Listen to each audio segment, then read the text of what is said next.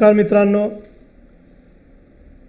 MDR HR कंपनीतर्फे cooperative बँकांना अत्यंत उपयुक्त असे व्हिडिओ आम्ही अपलोड करीत असतो। आम्ही पुस्तक देखील काढलेलं आहे, बँकिंग अपडेट्स फॉर UCBs, जे कॉम्पेंडियम ऑफ RBI सर्क्युलर्स आहे, आपल्यासाठी रेफरन्स बुक म्हणून अत्यंत चांगलं आहे। त्याचप्रमाणे आमची ऑनलाईन ट्रेनिंग प्रोग्राम देखील आहे, ज्यामध्ये आम्ही 52 व्हिडिओजमध्ये पूर्ण बँकिंगचे महत्त्वाचे विषय कव्हर केलेले आहेत।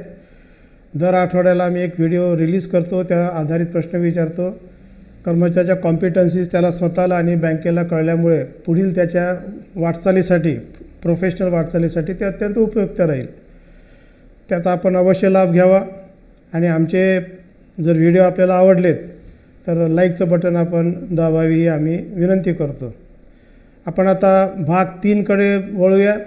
भाग 2 आम्ही ऑलरेडी रिलीज केलेले आहेत।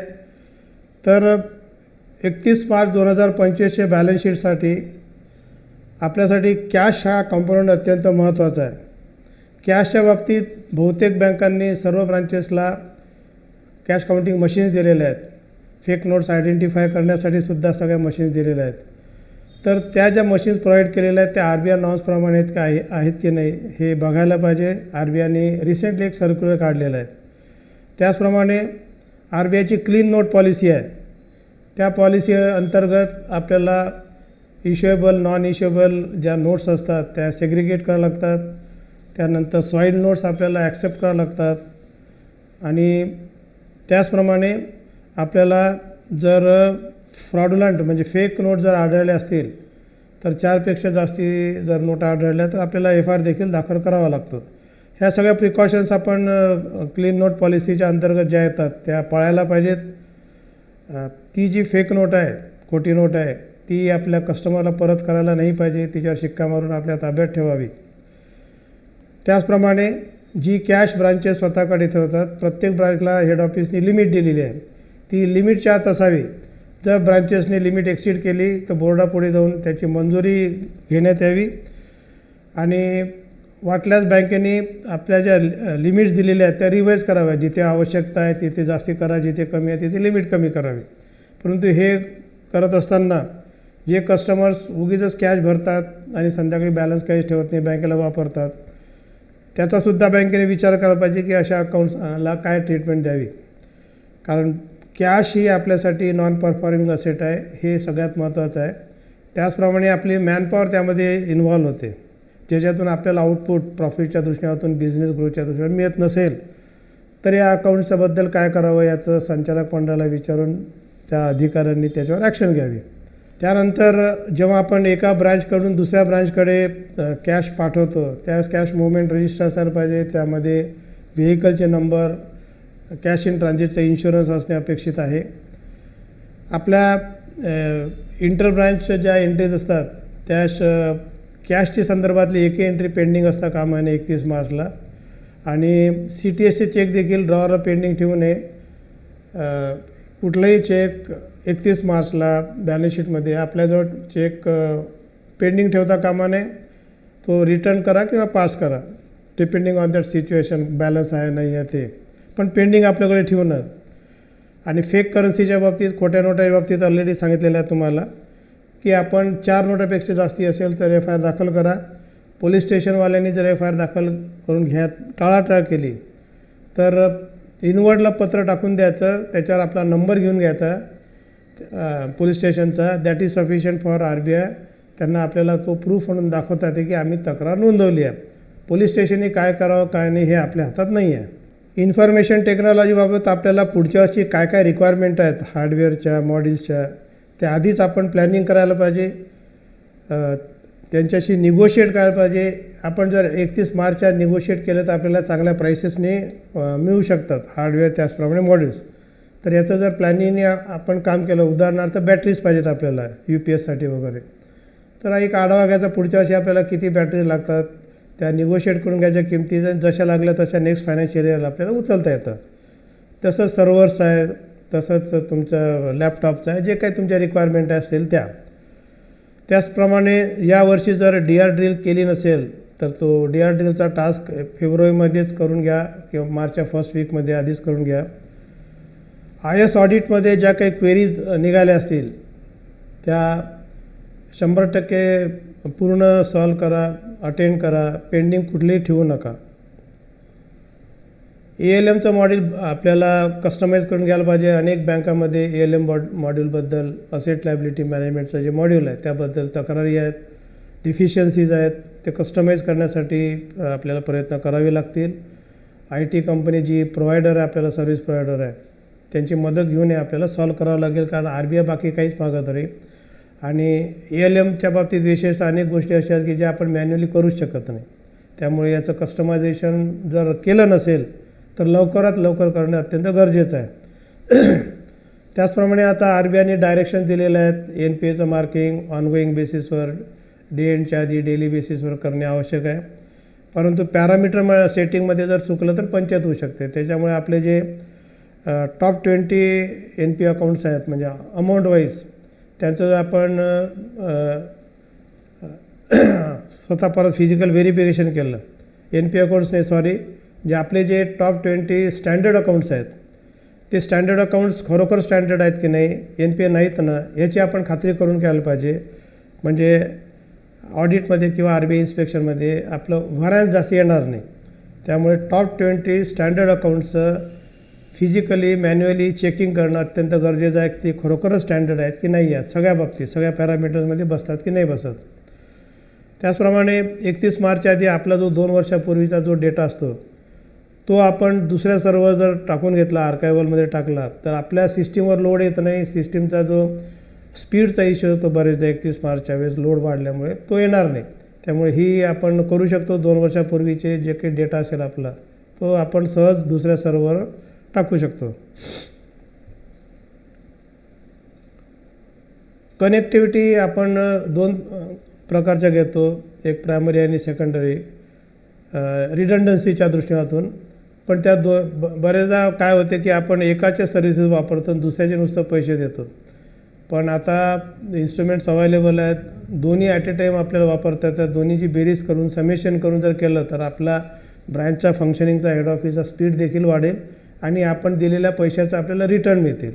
त्यामुळे हे अत्यंत आवश्यक आहे, हे करून घ्यायला पाहिजे. बॅलन्स शीट 31 मार्चला सगळंच आपण त्याच दिवशी करतो म्हटलं डेंटच्यानं तर सिस्टमवर खूप लोड येतो. त्यामुळे ज्या गोष्टी आपल्याला 31 मार्चच्या आधी करता येत असतील 29 किंवा 30 मार्चला ते आपण करून घेऊया. उदाहरणार्थ SBचं इंटरेस्ट जर आपण अप्लिकेशन करून घेतलं 30 मार्चला फॉर एक्झाम्पल, तर 31 मार्चला तेवढं लोड येत नाही आणि एक दिवसाचं जे आहे ते आपण सिस्टीममधून एक्सपेंडिचरला डेबिट टाकून SBच्यावर इंटरेस्ट पेएबलमध्ये ठेवू शकतो. म्हणजे आपली बॅलन्स शीट देखील जे काही आपल्याला दाखवायला पाहिजे एक्सपेंडिचर ती दाखवेल आणि त्याचप्रमाणे सिस्टीमवरचा लोड देखील आपल्याला अवॉइड करता येईल. तर अशा ज्या काही गोष्टी आपल्याला सर्व्हिस चार्जेस आपण रिकवर करत असतो, फोलिओ चार्जेस आपण रिकवर करतो, ज्या अशा छोट्या मोठ्या गोष्टी आपण करत असतो शेवटच्या दिवशी SMSचे चार्जेस रिकवर करतो, ते जर आपण 1-2 दिवस आधी करून घेतले तर 31 मार्चला आपल्या सिस्टीमवर लोड येणार नाही आणि त्यामुळे डे एंड जो आहे फायनल डे एंड तो स्मूथ होईल. जे काही आपल्याला ॲन्युअल क्लोजिंगचे जे स्टेटमेंट्स पाहिजे ते आपल्याला सगळे माहीत आहेत, काय काय लागतात आपल्याला ॲज ऑन 31 मार्च. त्याचं जर आतापासूनच आपण कस्टमायझेशन करून घेतलं आणि सुरुवातीला सांगितल्याप्रमाणे डेटा आपण जर प्युरिटी कन्फर्म केली, एन्श्युअर केली, तर आपले जे स्टेटमेंट्सला वेळ लागणार नाही ते अचूक निघतील. त्यामुळे जे काही आपल्याला रिक्वायर्ड स्टेटमेंट्स आहेत ते आधीपासूनच आतापासून जर कस्टमाइज करून घेतले तर आपल्याला 31 मार्चनंतर त्रास होणार नाही. ज्या बँकांनी CBS प्लॅटफॉर्म चेंज केला असेल यावर्षी, त्यांनी इन्कम टॅक्स ॲक्टच्या अंतर्गत ज्या काही आपल्याला एक्सपेंडिचर टाकता येते, कॅपिटल एक्सपेंडिचर आणि रेव्हेन्यू एक्सपेंडिचर, ते टाकावं. त्याच्यामुळे आपल्या बॅलन्स शीटवर जास्ती विपरीत परिणाम होत नाही. त्याचप्रमाणे CBS वेंडरशी आपण आधीच बोलून घ्यायला पाहिजे की आपल्याला 31 मार्चच्या ज्या काही रिक्वायरमेंट्स आहेत त्यांच्याशी बोलायला पाहिजे, इंटरॅक्ट करायला पाहिजे, मेल पाठवायला पाहिजे, डॉक्युमेंटरी एव्हिडन्स ठेवायला पाहिजे आणि आपली system should be ready from both sides, vendor side आणि आपल्या साईडकडनं. त्याचप्रमाणे ज्या ज्या एंट्रीज 31 मार्च 25च्या आत करायच्या आहेत आपल्याला त्या सिस्टीममध्ये आधीच टाकायला पाहिजे. 31 मार्चच्या नंतर एंट्रीज टाकायच्या आणि मग ते रेक्टिव्हेशन करत जायचं, त्याला काही अर्थ नाही. त्यामुळे आपल्याला जर माहीत असेल तर ही चूक आपण प्रिएम्प्ट करू शकतो आणि आपण ज्या काही आपल्याला एंट्रीज टाकायच्या आहेत 31 मार्चच्या आधी ते आपण टाकू शकतो त्याच्या आधी, किंवा नोट करून ठेवायचं आणि 30 किंवा 31 मार्चला ते टाकून घ्यायचं. जनरल इन्स्ट्रक्शन्स अशा आहेत की पॅन आणि आधार कार्ड जो आपले डायरेक्टर्स किंवा त्यांचे रिलेटिव्ज आहेत तो सिस्टीममध्ये टाकावा, जेणेकरून त्यांना किंवा त्यांच्या नातेवाईकांना आपण कर्ज दिलं नाही हे इन्श्युअर करायचं. त्याचप्रमाणे जर डोनेशन देत असेल बँक तर त्यांच्या ज्या एंटिटीजमध्ये ते इंटरेस्टेड आहेत त्यांना आपण डोनेशन दिलं की नाही आपण आधीच कन्फर्म करून घ्या. नंतर मग RBI 0 टॉलरन्स लिमिटमध्ये आपल्याला पेनल्टी लावू शकते. त्यामुळे ह्या प्रिकॉशन्स आपण आधीच तपासून पाहावं की आपण कुठलंही व्हायोलेशन केलेलं नाही. जर शक्य असेल तर मिनिट्स इंग्लिशमध्ये ठेवा, लिहा. जर नाही शक्य असेल तर मराठीत लिहायला काही प्रतिबंध नाही, कुठलाही कायदा सांगत नाही की इंग्लिशमध्ये लिहा म्हणून. पण बरेचदा आपल्याकडे ज्या रिझर्व्ह बँकेचे इन्स्पेक्टर्स येतात ते आउट ऑफ महाराष्ट्र येतात आणि त्यामुळे जर इंग्लिशमध्ये मिनिट्स असतील तर त्यांनाही सोपं जाते, आपल्यालाही त्यांना सांगायला सोपं जाते, कारण बरेचदा ते ट्रान्सलेशन करून मागतात आणि मग त्यांची आणि आपली अडचण होऊ शकते. पण this is not compulsory, this is voluntary. त्यानंतर आपल्या बँकेच्या ज्या काही पॉलिसीज आहेत त्या सगळ्या पॉलिसीज एका ठिकाणी एका फोल्डर फाईलला आपण ठेवणे आवश्यक आहे, कारण RBI जेव्हा मागते तेव्हा सगळ्या पॉलिसी आपल्याला एकदम देता आल्या पाहिजे. त्याचप्रमाणे त्या पॉलिसी ज्या काही आपल्या बँकेतल्या आहेत त्या प्रत्येक डिपार्टमेंटने इन्श्युअर करायला पाहिजे की पॉलिसीमध्ये जे काही आपण ठरवलेलं आहे ते इम्प्लिमेंट होत आहे की नाही हे बघण्याची जबाबदारी त्या डिपार्टमेंट हेडची आहे. आपल्या बँकेच्या विरुद्ध ज्या काही तक्रारी आल्या असतील सगळ्या मार्गाने, ब्रांच लेवलपासून हेड ऑफिसकडे डायरेक्ट किंवा ओम्बुड्समनच्या थ्रू, त्या सगळ्यांचा रेकॉर्ड आपल्याकडे नीट पाहिजे. त्याचे उत्तर आपण कधी दिले, काय दिले, त्याच्यावर आपण काय ॲक्शन घेतले, हे सगळं रेकॉर्ड रेडी पाहिजे, कारण RBI इन्स्पेक्टर्स आल्यानंतर ते मागतात.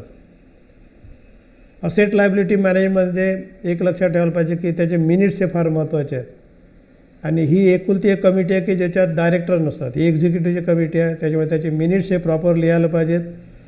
आणि जर कुठे आपली बकेटमध्ये पहिल्या 28 दिवसाच्या बकेटमध्ये जर 20% जास्ती गॅप असेल तर त्याचा काय ॲक्शन प्लॅन आहे, ते आपण कसं गॅप रिड्यूस करून राहिलो हे सगळं त्या मिनिट्समध्ये यायला पाहिजे.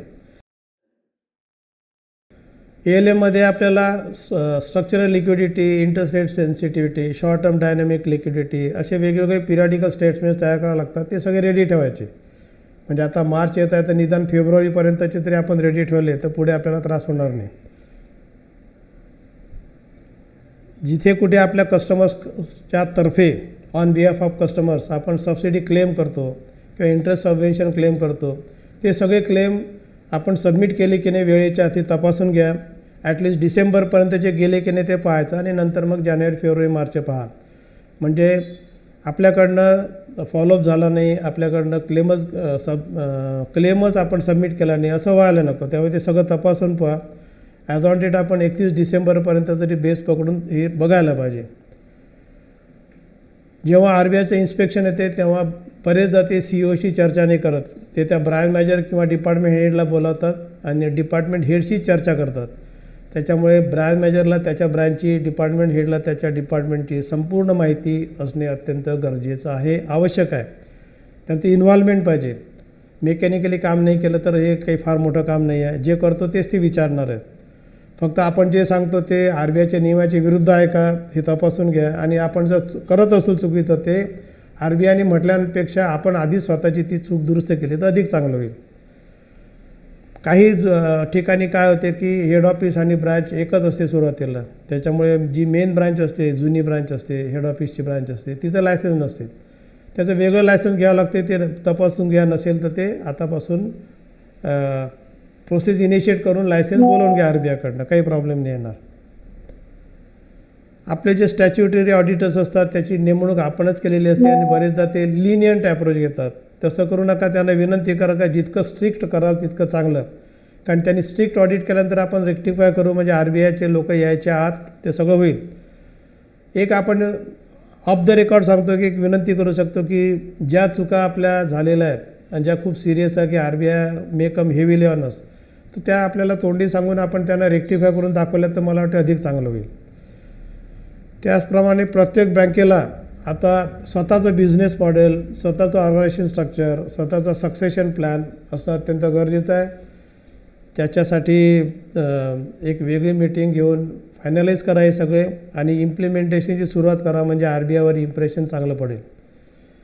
आपण कोऑपरेटिव्ह बँकेत वर्षभर कुठले तरी ट्रेनिंग देत असतो. त्या ट्रेनिंगचे डिटेल्स, कुठलं ट्रेनिंग कोणी दिलं, कोणी अटेंड केलं, किती पिरियड, कुठला विषय, याचं सगळं रेकॉर्ड जतन करून ठेवा, कारण RBI ते बघते. त्याच्यामुळे कॅपॅसिटी बिल्डिंगच्या अंडर ते बघत असते की कर्मचाऱ्यांना आपण किती प्रशिक्षण देतो. कारण RBIच्या दृष्टिकोनातून ट्रेनिंगवरील खर्च हा इन्व्हेस्टमेंट आहे, एक्सपेंडिचर नाही आहे, आणि ते एक सत्य आहे. त्यामुळे ह्याचं रेकॉर्ड आपल्याकडे पूर्ण असायला पाहिजे. आपण जर सेविंग बँकच्या खात्यात मिनिमम बॅलन्सची अट असेल आणि त्याच्यावर जर आपण दंड आकारत असू, कस्टमरकडनं वसूल करत असू काही पैसे, तर त्याचे 2 नियम आहेत. तर ते आपण फॉलो करतो की नाही. बऱ्याचशा बँकांनी आता चार्जेस लावणंच बंद केलं, कारण सिस्टीमच्या सपोर्टशिवाय हे करताच येत नाही. RBIची अट अशी आहे की जर एखाद्याचं मिनिमम बॅलन्सपेक्षा कमी बॅलन्स असेल तर त्याला 1 महिन्याची नोटीस द्या, आणि त्यांनी जर नाही पैसे भरले मिनिमम बॅलन्सपर्यंत तर जितका शॉर्टफॉल आहे त्याच्या प्रपोर्शेट घ्या. हे मॅन्युअली शक्य नाही, सिस्टीमच्या थ्रूच शक्य आहे, आणि कस्टमायझेशन डिफिकल्ट असल्यामुळे बऱ्याचशा बँका म्हणजे उत्पन्न कमी, दंड जास्त आणि बदनामी परत, आणि फायनान्शियली साऊंड अँड वेल मॅनेजमध्ये आपण 2 वर्ष मागे पडतो अजून. त्यामुळे काही बँकांनी हे चार्जेस लावणं बंद केलं आहे. पण ज्या बँका चार्जेस लावत आहेत त्यांनीही प्रिकॉशन घेणं अत्यंत गरजेचं आहे, नाही तर RBIची पेनल्टी निश्चित लागू शकते. NPAचं क्लासिफिकेशन आपण करत आहे आता डेली बेसिसवर, ते प्रॉपर आहे की नाही एकदा मॅन्युअली, कमीत कमी जे टॉप 20 NPA अकाउंट्स आहेत ते बरोबर आहेत की नाही, त्यांचं क्लासिफिकेशन D1, D2, D3 किंवा सबस्टँडर्ड झालं असेल नवीन तर ते सगळं बघायला पाहिजे. कारण प्रोव्हिजन्स त्याच्यावर आधारित आहेत, आणि प्रोव्हिजन्स बरोबर केल्या की नाहीत ते बघायला पाहिजे. सबस्टँडर्डला 10% आहे, D1ला 20 आहे, D2ला 30 आहे, आणि D3ला 100% आहे. ह्या प्रोव्हिजन्स आपल्याला करावं लागतात. तर मगाशी सांगितल्याप्रमाणे टॉप 20 स्टँडर्ड अकाउंट्स जरी असले आपले, तरी ते खरोखरच स्टँडर्ड आहेत की नाही हे तपासून बघायला पाहिजे. रिकव्हरी जी आपण करतो ती जी आपली पॉलिसी आहे त्याच्याप्रमाणे होते की नाही ते बघायला पाहिजे. काही बँका पहिले इंटरेस्ट घेतात, चार्जेस घेतात, मग प्रिन्सिपल घेतात. काही बँका प्रिन्सिपल घेतात. असे वेगवेगळे प्रत्येकाचे आहेत. कोणी सबस्टँडर्ड आणि D1ला पहिले प्रिन्सिपलला रिकव्हरी करतात. तर जी काही पॉलिसी आहे त्याप्रमाणे आपली सिस्टीम आकारते की नाही ते बघायला पाहिजे आपण. मुवमेंट ऑफ NPS जे आपल्याला 31 मार्चला डिक्लेअर करावं लागतं बॅलन्स शीटला, ते जर फेब्रुवारी एंडपर्यंतचे आपण जर काढून ठेवले, त्याचप्रमाणे कॅश फ्लो स्टेटमेंट जर आपण काढून ठेवलं तर मला असं वाटतं 31 मार्चला आपल्याला मग त्रास होत नाही. इंटरेस्ट रिसिव्हलचं अकाउंट जे आहे ते सुद्धा टॅली करून घ्यायला पाहिजे फेब्रुवारीपर्यंतचं. आपण वसुलीच्या दृष्टीतून वेगवेगळे सँक्शन्स देतो. एक OTS गव्हर्नमेंट स्कीम जी आहे त्याप्रमाणे देतो. दुसरं RBIने आता आपल्याला परमिशन दिलेलं आहे की ज्या सेटलमेंट्स OTSमध्ये बसत नाही तर हेड ऑफिसला डिस्क्रिशन आहे, त्यांनी आपली पॉलिसी करायची आणि त्या कॉम्प्रोमाइज अँड सेटलमेंट पॉलिसीप्रमाणे ते रिकव्हरी करू शकतात. तर ह्याचं सगळं रेकॉर्ड व्यवस्थित ठेवायला पाहिजे प्रत्येक अकाउंटचं. त्याचं बेसिस का केलं ते सगळं दाखवायला पाहिजे. ज्या बँकांनी ARCला आपले खाते विकले असेल, नॉन परफॉर्मिंग असेल, तर त्याचंसुद्धा रेकॉर्ड व्यवस्थित ठेवायला पाहिजे. रिकन्सिलेशन करायला पाहिजे. त्यांनी किती चार्जेस घेतले, आपलं काय, आपले ॲग्रीमेंट्स काय आहेत, हे सगळं तपासून घ्यायला पाहिजे. आणि डेटा सबमिशन जो आपल्याला फोर्टनाईटला द्यावा लागतो 4 CICला, क्रेडिट इन्फॉर्मेशन कंपनीला, तो आपण आतमध्ये रेग्युलर दिला की नाही ते तपासून घ्यायला पाहिजे. आपल्या बँकेचे जे नेम बोर्ड्स आहेत ते युनिफॉर्म पाहिजे. त्याचा colour code, colour combination, lettering हे सगळं एकसारखं असायला पाहिजे. नीटली पेंटेड असायला पाहिजे. बँकेचं फर्स्ट इम्प्रेशन नेम बोर्डवर राहते किंवा वेबसाईटवर जाते. ब्रांचच्या समोर बिझनेस अवर्स, वर्किंग अवर्स हे डिस्प्ले व्हायला पाहिजे. विकली हॉलिडेज कधी आहेत ते सुद्धा ब्रांचच्या समोर एंट्रीच्या तिथे लोकांना कळलं पाहिजेत.